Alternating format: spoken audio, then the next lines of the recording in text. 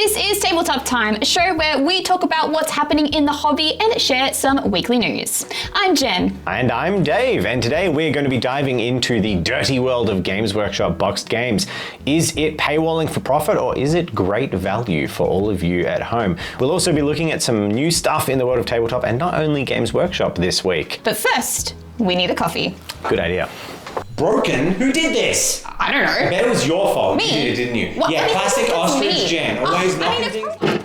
Ooh, bollocks. There we go. Oh, that's such a good harvest. Oh, well done, girls. Look. Bang, bang, bang, bang. Oh, hey, you finished Charlie work? Isn't that for the coffee machine? Yeah, I had to get a fresh supply. Fresh supply of what? The rat milk. Rat milk? Yeah, for the coffee. Oh, God. Murray. Let's just go get a coffee. Shh. I've got an awesome idea. Why don't we?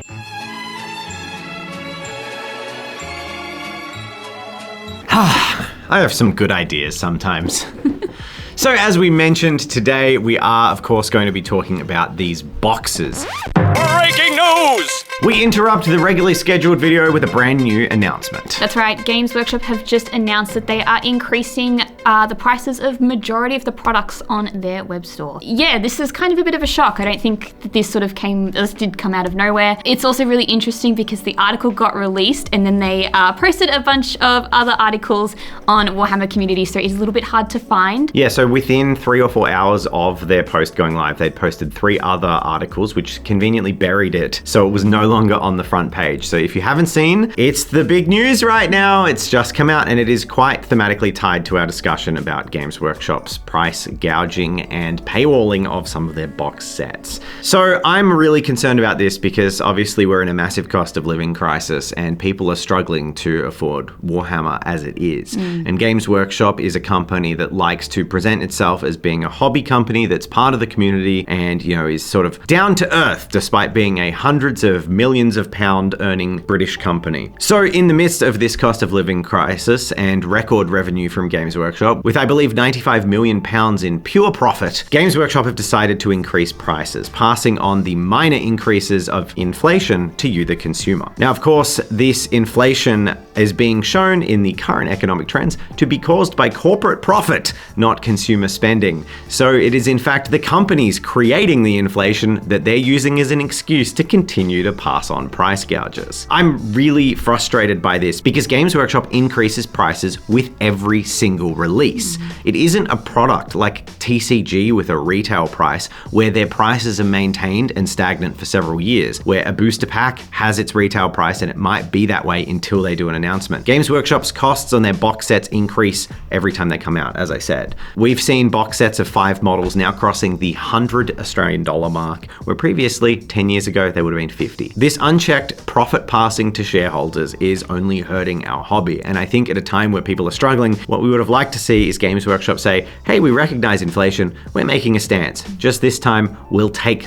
the £1 million hit to our profit and we'll only earn £94 million this year and just absorb some of those costs. Passing on some profit to their underpaid staff would also be wonderful, as we've seen Games Workshop job postings and they don't make much money. But what does this mean for you guys? Well, like we've said, there's a Warhammer community post that we'll put down below for you to check out. Everything's increasing by a couple of dollars, but of course, depending on where you live, this Maybe. If you live in Norway, it might be increasing by 14%. Yes. So it's going to change for every country, obviously, depending on what the exchange rate will be. For Australia, we're not 100% sure either, but it is going to be an increase either way. But it's important to note that your local friendly game store will obviously increase their prices as well, but don't let that reflect on the store in particular. Obviously, this is a change that's happening way higher up. As people who own a very small game store in a very small town with a very small community, we're intimately connected to these issues. And I don't know if the common person understands when they purchase from shops that some companies, some businesses can afford to do, for example, discounts off RRP and others can't. And one of the major reasons for this is volume of sale and overheads. So there'll be online companies, local games, which are well within their rights to sell Games Workshop product, for example, at a significant discount. And if you're a savvy consumer and that's your number one concern, of course you're going to go and buy from them. But the more Games Workshop raises prices, the more it pushes customers to using online discounters, pushes them away from the tiny stores that rely on the small profit margin from their customer base to keep the doors open.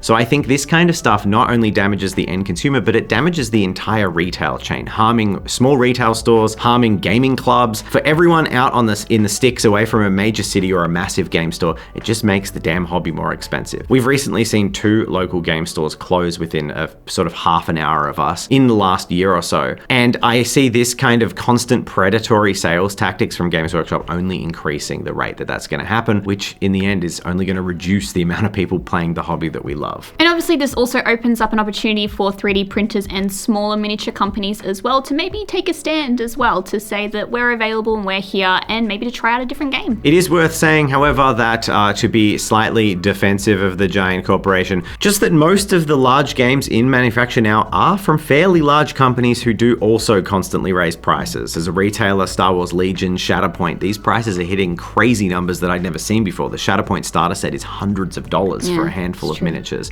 So all of this stuff is getting more expensive. So just be savvy out there. Be careful where you're spending your money, and be aware that these companies are not your best friend. Their number one job is to make money. They don't care about you, and they also don't care about your financial situation or how much you love your models, your faction, your favorite character.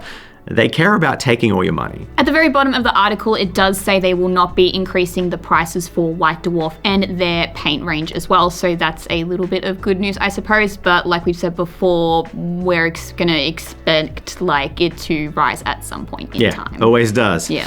But for now, we're going to get back to our original discussion. So bye, enjoy Dave and Jen from the past as we discuss Games Workshop's paywalling practices and the way they've been releasing characters in Battalion boxes recently. Enjoy. Bye. So as we mentioned today, we are of course going to be talking about these boxes. It's a trend that hasn't been going on that long in the full extent of the hobby, but it did start around 7th edition. So this is Games Workshop's practice of basically getting new models and new sculpts, packaging them in large boxes, and then making it impossible for you to get that model. Sometimes for a couple of weeks, but usually for many, many months. Yes, these boxes, there's usually 3 different types that you can get. One is an army box, so it might be like Sisters of Battle, for example, and it comes with the codex and pretty much everything you need to start, playing with that army. Another one is a clash box, so it's 2 different armies and they kind of make up the same points as well, so you can play them. It's kind of good for introductory people, I feel like, or if you want to split a box with someone that likes the same thing, it's really good. And last one's Battalion, which is just a mega force of models for, again, a specific faction, but just the one. So we're going to basically define these and talk about a little bit of their history and when they started and what they've been. Before we kind of go into the pros and cons of these, are we all being scammed? Is this the best marketing tactic ever? Or is this actually some good value in these? And we're going to look at all that, but really to get an idea of these 3 distinct avenues of box types and talk about which one's better, we need to go back to the start and talk about when they started. And I remember when they started because I was a store owner and I remember the releases. Yeah. So traditionally, Games Workshop had always just done a new box with each edition. Single box that came out, sometimes not even. I think there was an edition that skipped a launch box, and 6th edition had a launch box and then a reissue of the launch box with new models. But the first one that actually ever came out was a box called Stormclaw. So Stormclaws were Space Wolves versus Orcs, and that gave us Crom, Dragon Gaze, and new Warboss, and it was weird. I remember we specifically got this box at the store. I think it was one of the first boxes that we opened, and I painted up all of the Orcs, and I think we also painted up all of the Space Marines as well, which, as we didn't paint them as Space Wolves, we painted them as something Blood else. Ravens. Yes, which I get lots of compliments on, which is awesome.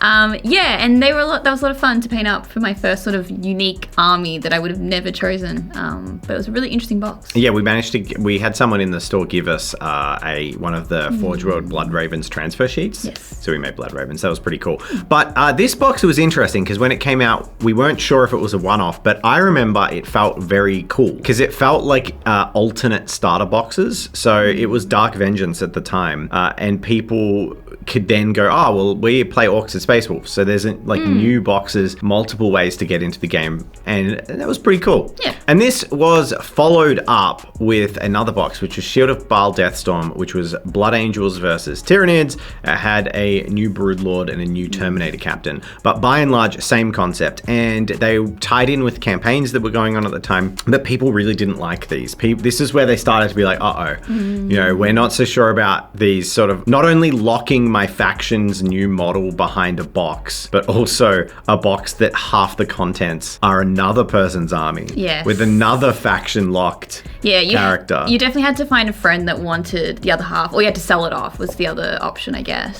So if you knew it wasn't a popular army, then it's sort of like, oh gosh, do I really want to invest in this particular model that I want? But it's such a high price. However, 2 years later, the argument kind of changed. The situation changed because what happened is they released Death Mask. And this was the last 7th edition box. And it came out and it had all new Harlequins and all new Deathwatch. The entire box contents, the Dreadnought was just a sprue add-on, but otherwise the entire box's contents were brand new. So it added a value prospect where you're not only, it's better and it's worse, right? Because on the one hand, everything in the box is brand new, so you're more likely to want it. On the other hand, all of the new releases are now locked behind this box. I think in particular this box, so I took a little bit of a break from the hobby and because all of the Dark Elder range was, and Elder range 2 was Finecast. This includes Harlequins. And so in this box specifically, I believe this is when they came out in plastic. So I would have loved this box, but because I was taking a break, I think I missed this release completely. But I can totally understand the appeal in this box. Then there was Forgebane 2 years later, and Forgebane was met with an eye roll. It was probably the most split and sold and stripped box I had ever recalled at that time. People were going nuts because it was the only way to get Armigers, and Armigers were really cool, and people were tearing those boxes apart. You could get Skitarii and the Tech Priest Dominus for the cheapest ever, because people were just opening the box, ripping out them and selling everything else, and they'd make enough money on the Armigers because they were so sought after. Everything else was dumped at super cheap prices. It's really interesting because I kind of try to pitch it like a stock market where it's like the value of certain items for certain kits will go up and down depending on what box gets released. Absolutely. So these trends would continue, and Games Workshop only ramped up the production of these Clash boxes even more. They brought out Tooth and Claw, which was a Gene Stealer Abominant and a new Primaris Captain. And this one was particularly interesting because the characters at this stage feel very low to the ground. So the next box that got released was Wake the Dead in 2018, and this came with a Spirit Seer and a Primaris Captain, I believe. This was kind of a huge miss because they're just generic models.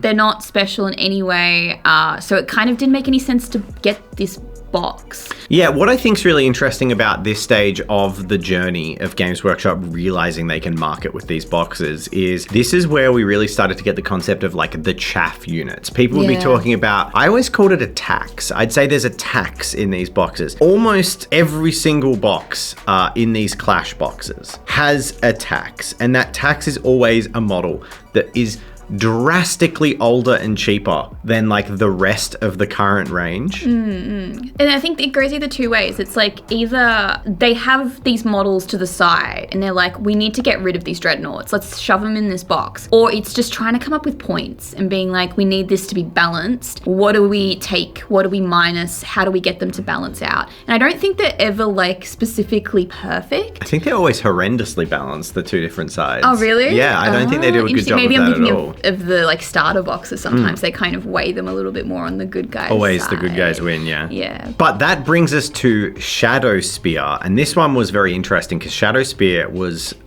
entirely new models on both sides. So it was the Chaos forces with the Venom Crawler, the Obliterator, and then the Primaris got their Eliminators, Infiltrators, Suppressors. I definitely remember this box, and I remember because it was all new Chaos models, and Chaos hadn't been updated for quite a while, so you were super excited to see this box. Yeah, and then I didn't get it. Yeah, you didn't get it, yeah. No, because it sold out. So this box was crazy sought after because everyone thought it was a new edition box because that's what it felt like. But when it came out, no, it was just a splash release and it sold out. And it was wild. It was so desired because Chaos Space Marines, I'd collected them for many years, but this was their big revival, new Legionnaires. It was very exciting. So Shadow Spear kind of made sense. It felt a lot more like a starter box. But they continued in these Clash boxes, and they have continued with these Clash boxes. And the next box out was Blood of the Phoenix in 2019. We're going to kind of skim through the rest of them because you get the idea, right? We don't need to tell you every single contents of every box. But this is a really good box that highlights that concept of the tax models, because we had Hellions and Scourges, which are quite old. The Hellions especially are extremely old. Yeah, and they always came out in plastic. They never got a fine cast release. The Incubi did, so that makes sense to update them. Well, they were brand new, right? Yeah, but we had a Falcon and a Viper, and the Falcon tank at this point, again, it feels like a tax. But everyone just wanted the new models. And multiple boxes around this era, they added like enough value. It's like they learnt from the boxes where they put 1-0 character on each side. They added enough value to like bait people into buying these boxes and splitting them, because they weren't committed enough to make the whole force new. It still feels like a way to force people to buy more than they would buy. Yeah, I can totally understand where you're coming from, but again, I would have bought that box. You would have bought that. It's so good. Would you have bought it for the models you already had or for the new models? For the new model, 100% for the new model. And because you collect both factions. Yes. The rare stars align moment where someone collects both factions. Yeah, and I just take the hit, honestly, because sometimes the value, it is worth it. Then we had Prophecy of the Wolf, which was Gazkul Thraka versus Grimnar, another classic example of tax models. You have a look at the contents of this box and tell me there aren't ancient orc taxes lying everywhere in this box. Yep. Next up was Piety and Pain, which was Sisters versus Dark Elder. Again, a box that I thought was pretty cool, but I already owned a lot of these models, so I missed out on this release, didn't need it. These, again, had special characters in them that were pretty cool. Again, Scourges and a Venom. It's like they're trying to get rid of those Scourges, even though they're pretty cool. Yeah, I'm good. I got it all my stuff. I don't need any more. They're always niche like units on the side that you know, or the basic troop of the faction. Yeah. So then we had Hexfire, we had Castellan Crow, and a new character for the Thousand Suns. Shadow Throne, which feels recent, but was actually 2021, where we had that Custodes Blade Master and the Gene Steel Demolitions person, which is like two of the most niche factions I could possibly think of putting in a box.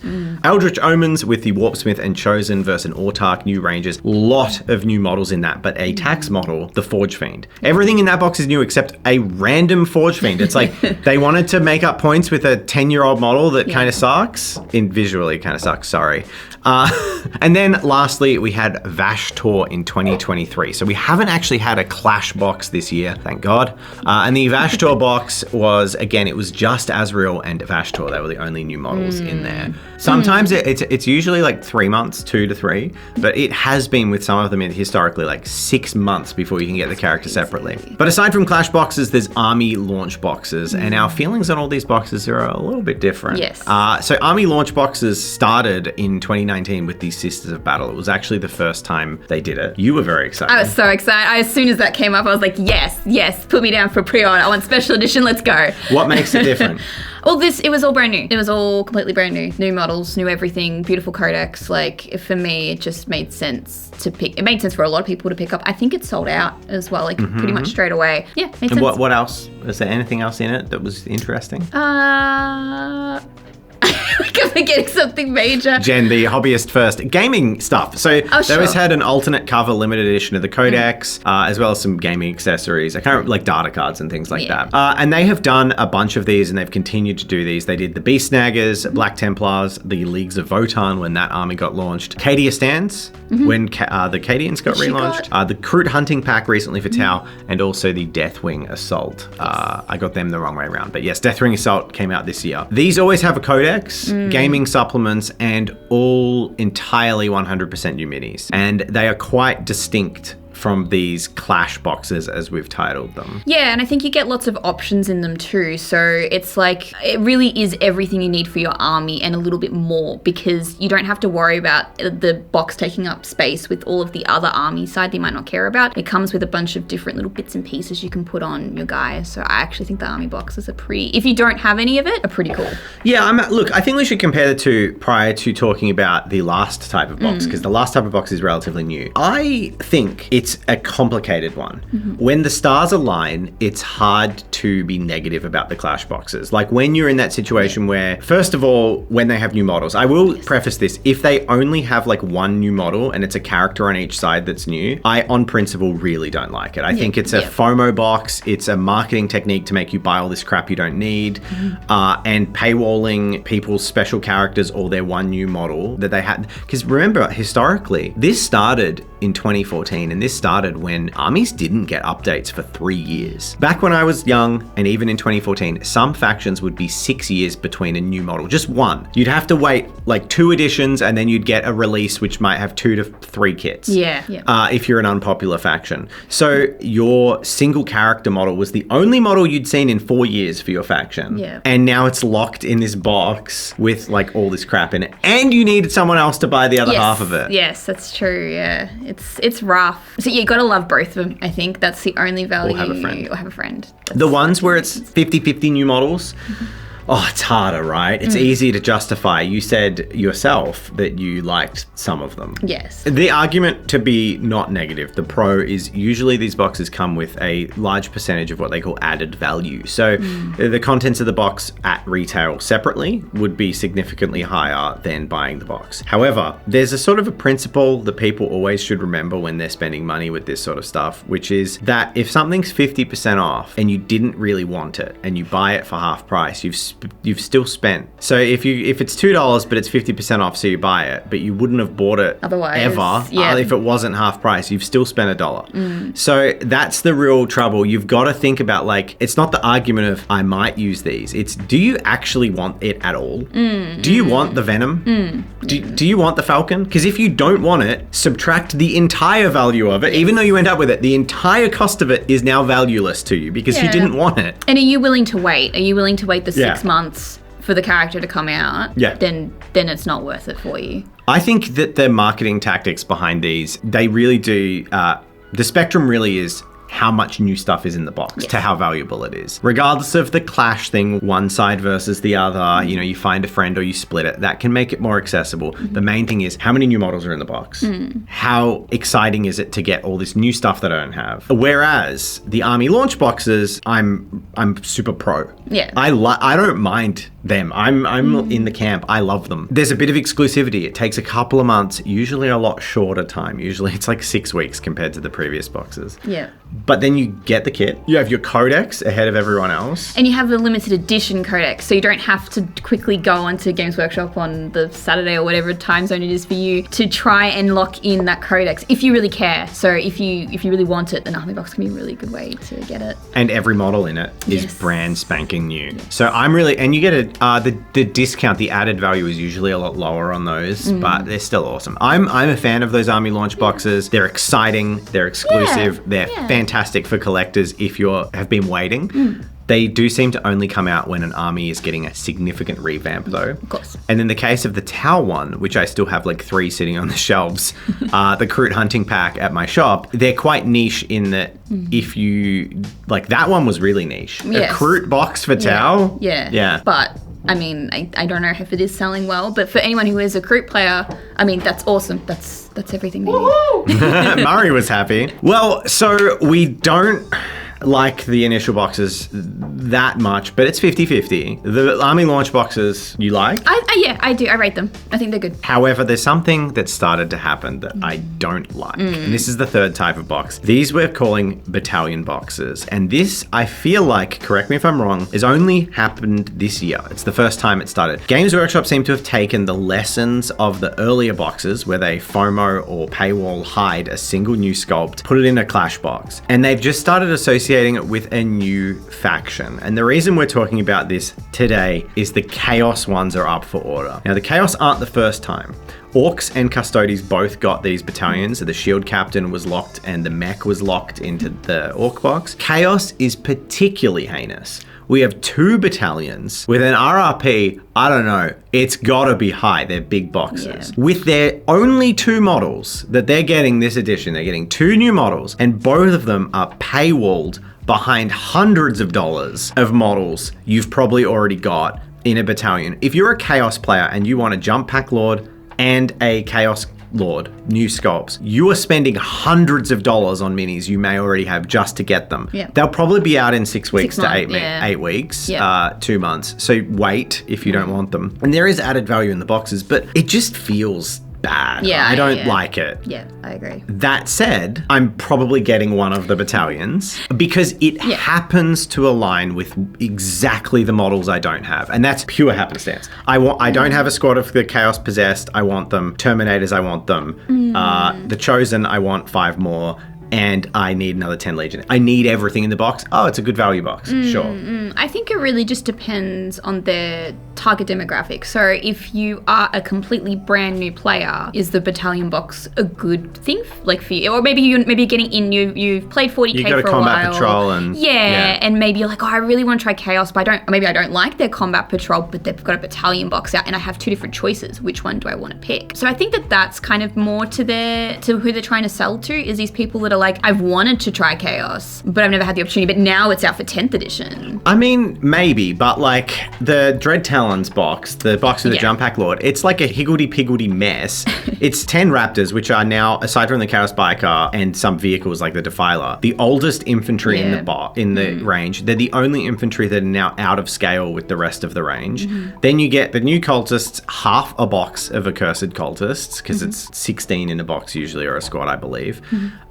And the Dark Commune and a Demon Prince and a Jump Pack Lord. The box is very confusing. It feels like they shook all the low-selling Chaos kits to the bottom of a bundle, chucked them in a thing and said, hey, you want a new Jump Pack Lord? Which is something Chaos players have been asking for 10 years. If you want that, buy all this. You have to buy all the dregs that are shaken to the bottom of the container, and it just feels ugly. The Veterans of the Long Warriors are much more standard, hey, these are cool new models and it's a Chaos army. Yeah, very Chaos Space Marines, like just your stock standard Space Marines, which is great. Now, people are going to defend these and they're going to love them because those people are going to be in the camp where they say, I need everything in this box. Yeah, great. It's great value. That's awesome. That's great. Yeah. But what we don't like is most people just want the one new model. And these boxes are now, I would argue, even less accessible than the Clash boxes. Because the Clash boxes you could split. So the price was half as much. Now you have to fork out for an entire pile of models. Yeah, it is interesting that they don't release the character along with the army release. Well, then they wouldn't be able to sell the bundle and get rid of all the boxes. Of course, I understand from a marketing point of view. But it is just an interesting comparison that it's worth bringing up and talking about. So I don't like this trait. I hope it doesn't continue. And you can see it flipped. The earlier releases in 10th edition, the Necrons and Admech, came out with clan pack characters. There was no boxes. You want Stilt Boy, you buy Stilt Boy. Done. Yep. And all of this is really interesting in an edition where it was started with a promise, an exciting promise that I love. They promised every faction in 40k would get a new model in 10th edition. They didn't say, except the factions we're going to discontinue, but I'm sure that is going to happen, looking at you, Deathwatch. But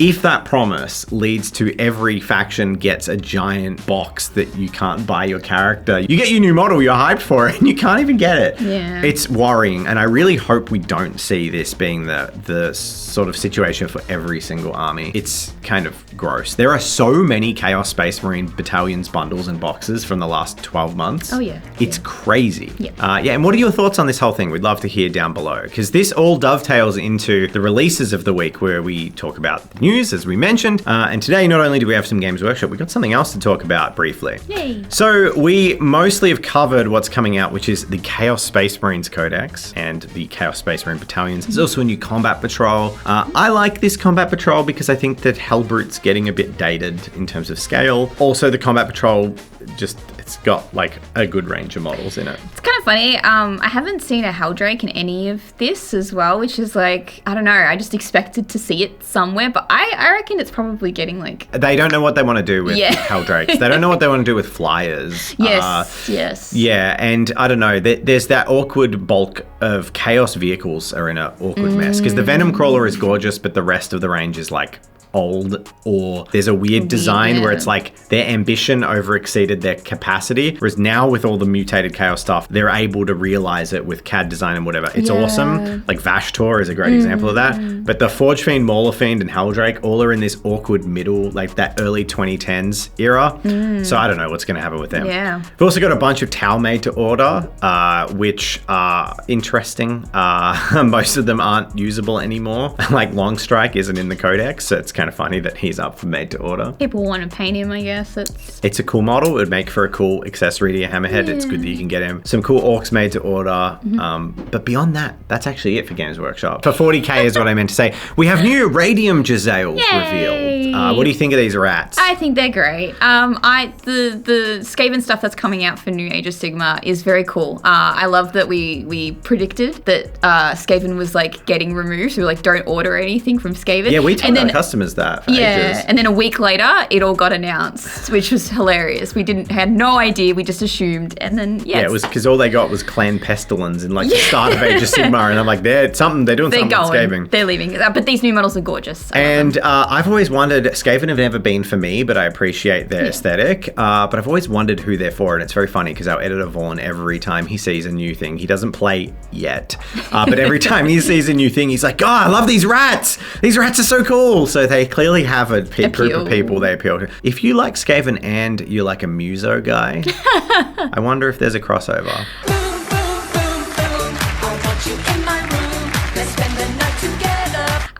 There's also the new Warhammer Live happening on the 16th of March, where they're going to announce reveal more and stuff. reveal the box. So if you are watching in your time zone, make sure to tune it out because we will. We want to see what that box looks like. We want to see what it comes with. I love these cool ratty Jezzails. They look awesome, perfectly capture. I've seen the old models floating around for years. Very cool. And lastly, I did want to say some news from other sources. Can you believe it? I thought it was really cool. I recently finished watching Fallout on TV. I've started playing Fallout 4 again. We did. And, we did, yes. Modifius Entertainment has announced a pre-order. It might have been a couple of weeks ago, but it only came to my attention, of the Hollywood Heroes box, which is basically sculpts of the characters from the TV show, which I thought was super cool. Yes. I will probably be picking one of these up just to paint because I really enjoyed the show. I can see someone doing a really cool diorama of like them standing where the big gulper, the big the axolotl is thing, like jumping out of the water. I think that'd be such a cool diorama, but they look like gorgeous minis. And on May the 4th, there was an exciting announcement from Atomic Mass Games, which revealed a new box for Star Wars Shatterpoint. I don't play Shatterpoint myself. I am tangentially a big fan of Star Wars because I grew up with it, but not such a big fan of the recent stuff. But this isn't the recent stuff. It's in fact the Death Star Rescue Squad. It's Han and Luke dressed up as stormtroopers when they, it's A New Hope when they're rescuing Princess Leia. Yeah. Spoiler alert if you haven't seen that obscure film Star Wars A New Hope. Yeah, and it comes with Chewbacca and Leia as well. And these are really cute. They're very dynamic poses. They look like fun to paint. Yeah, I really like the Leia pose. Yeah. It strikes me of Strong the movie woman. immediately. Well, and also it's exactly when she holds that gun out like that. Yeah. And her robe is hanging down. 100%. That is all for today. Thanks for watching. Thank you so much to our patrons for supporting us. We hope you enjoyed our rambly rant on the topic of these silly boxes. If you have any ideas for things that you would like to hear us talk about or rant about, also leave a comment in the little things below, whatever that's called, the comment. Leave it's a comment section, I believe. Yes, yeah, let us know what you want to hear. We would love to think of topics to come up with. Thanks for watching, everyone, and we'll catch you in the next one. Oh, also, last Saturday's video was delayed to this Saturday. It's going to be awesome. Sorry.